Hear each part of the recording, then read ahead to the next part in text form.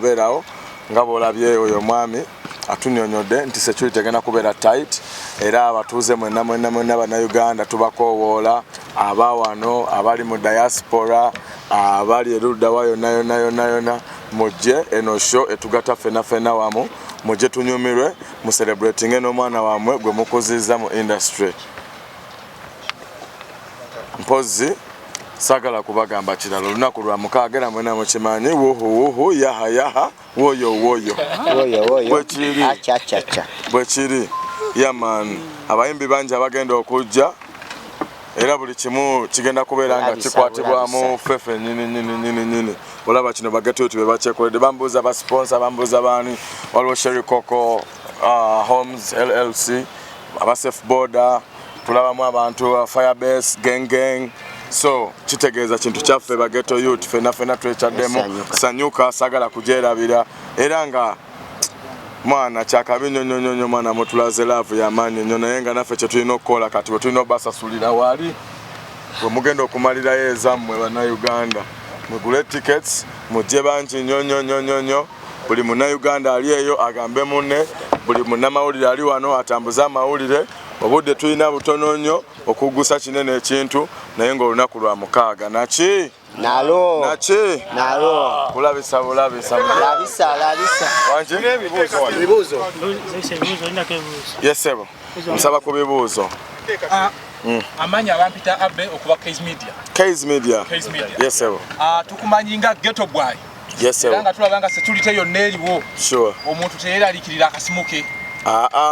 ekituleese wano y'ensonga eyo okuclearinga security nti bageto youth bonna gwe njagala ombuulireyo kushoza bageto youth bonna ffe tetuli bakozi b'ebyo ffe tuli bakuumi ba ddembe era buli omu akimanyi bulungi titulina okunyumira kino ekintu ng'ate ffenna buli omu bwekola ki bwakuuma munne so lwaki ate mu ssanyu tuteekawo amaziga nedda ekyo tetukikiririzaamu ate tetubikiririzaamu ebyo yesebo emiryango gya kugulawo sami sawa zigenda kubeera sawa 4 ez'okumakya in fact bagulawo nadda bambi kubanga olwedde wagula alina tiketi ya solo camping alina tiketi ya solo camping alina olukusa n'agamba nze wano eno ennaku z'omwezi nga 26 ku lw'omukaaga nawambaawo era kati nkampinzeewo emiryango bagigula nadda just waliwo abo tubadde tulinda be batannatuuka. Okay, Anzaroni bakutelefaina. Yes sir. Adova take. Yes sir. Kuvetake. Yes sir. Mufuna obutakanya entebe abantu bone bakwatibwa ku post ze wakoze. What happened? What really happened just okuba abantu bali banja abankime ku airport police yone kifunamu obulala negirabanga oba unlawful procession but twakisettlinze n'abakuumi b'eddembe buli mulenzi n'afulumayo ne babadde balina piki zaabwe ne bazibaddiza era nga omukolo gugenda mu maaso teri kye tugenda kuyimiriza banaye mu kineeno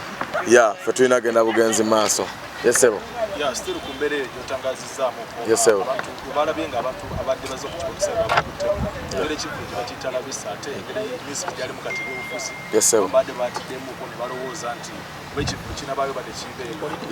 yenze birangirangi muganda wono noli nze ndi muganda wa buli omu ate nga nze kyensinga okuyimirirako ntunuulira nnyo ebintu ebitugatta okusinga ebitwawula. Music ye mama waffe era entertainment ye industry fena netufeedinga so omuyimbi yenna ali eyo nga alina mentality eyo nkyamu nnyo jango supporting artist muno tugenda kutwala Ugandan music mu maaso. Kino ekintu tekiriko kwekuusa ku byabufuzi tekiriko kwekuusa ku bya ddiini tekiriko just tugenda kunyumirwa eddiini emu music tugenda kunyumirwa party emu music bwe kiba kibiina nga kya byabufuzi togenda kirabawo waneno wabula tugenda kubeera fena nga tuli mu linnya lyaki lya music era yenayinajja n'ebiruubirirwa bwe bityo bambi abintere mu baasa abisindike ewala nze ngenda kubeera neno nga tukuba music yenayina amawulire woogafunidde ne bonna boogafunye kyewedde era jangu. Zex ekivulo kya fitne kyalabisa kirina cause. Of course, we're doing it for a cause. We're doing it to change communities. Okulaga nti obulamu buli kimu kisoboka. Bw'obanga omanyi Zex okuva gye yava mu Ghetto Voice Search Bobby nga amu screeninga ne waneno wentuuse lwaki oba tojja non supportinga kubanga kiba kiraga ghetto youth katete gwe oba oyagala ate gw'olabye ng'akola kino oba kiri njagala bannaaye bannayuganda bonna abasupportinga Ugandan music mujje mumpagire tugende maaso ne music wa Uganda.